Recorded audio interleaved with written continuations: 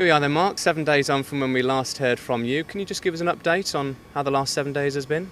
Yeah, from our perspective, we've been actively engaging with interested parties. I think it's been well publicised now that we've had expressions of interest from about 34 different people or groups.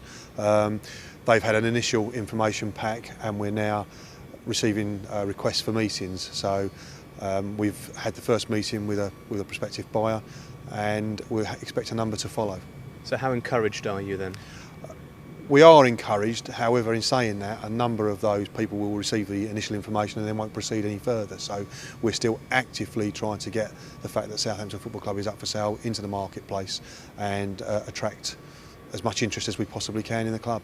I guess it's a busy time for you, isn't it? Because you have to, as you say, seek through those that clearly are interested and those that thought they'd just throw their hat into the ring just for the sake of it almost. Yes, certainly. I think it's always the case with football clubs that you get a lot of people that are just interested and like to get hold of the information and have a look, and actually it does take time and it detracts you away from the real and interested buyers, and that's why we're very, very cautious about the number of inquiries that we've had and that we're still very, very actively trying to seek as much more interest as we can.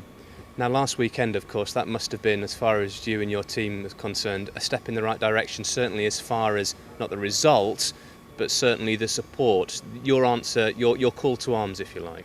Yes, I mean, it was fantastic to see the crowd here. I know the team were very, very pleased with the attendance and the atmosphere in the stadium, and it sent an excellent message to any prospective buyer. I can't emphasise enough, however, how important that is, and that we kind of as a one-off. One of the questions I had from one of the interested parties was, well, that might be a blip, with the change with the administration, with all the publicity, and actually it will fall back again by the next home game. So we're really concerned. We're appealing to the fans. There are lots of campaigns running to appeal to the fans, but yeah, please make sure you buy your ticket for the last two home games, or even walk along on the day and make sure you buy your ticket.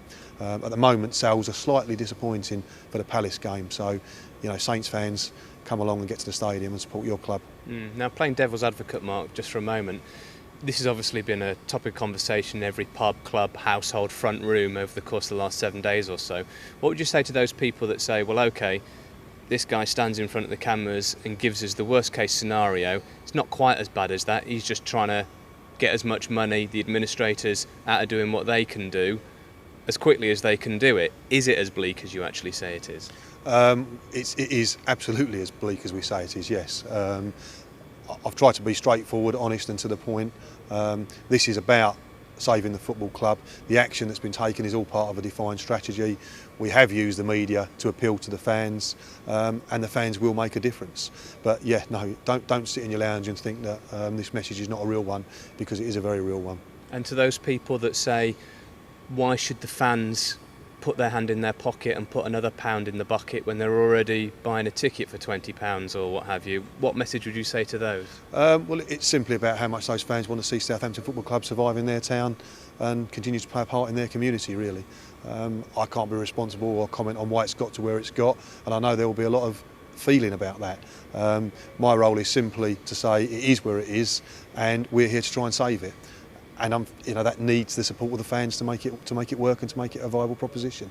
OK, now this week also there was the meeting by the Football League. They discussed and they talked about the implication of a 10-point deduction for Southampton. What's your current understanding on that situation and indeed movement forward?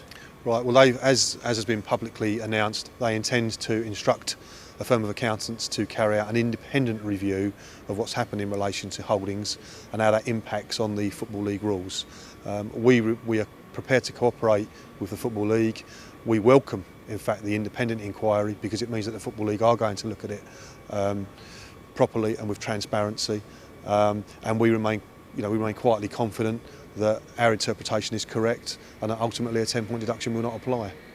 I suppose that, from your point of view, is the best thing, isn't it? If you do have one of these inquiries, reports, whatever it is you want to call it, the fact of the matter is, if the law's been broken, then they will see through it, and if indeed it hasn't been broken again, they should rule in that way. Yes, certainly that's our feeling. It's not necessarily about the law, it's about an interpretation of the Football League rules, obviously. And we think that those rules are clear and they don't apply to the circumstances surrounding the administration of Southampton and therefore an impact on the football club. And just of Southampton Leisure Holdings, I should say, the holding company. Sure. And just finally, what's generally, if indeed any, mood change that you've seen around this place? I mean, it might be difficult because, of course, you come in and out and you're not here on a permanent basis, but have you seen maybe a pick-up over the course of the last 7 days or so? I think the atmosphere here in general is very, very positive. We've got full support of all of the staff. They very much believe in this football club. We couldn't have asked for more, in fact. I think, as I'm told by the manager, the team have reacted very, very well. They've not been overly affected by the holding company going into administration, and everybody connected with the club is battling for its survival. Well, listen, we wish you well. Thanks for your time. Okay, thank you very much.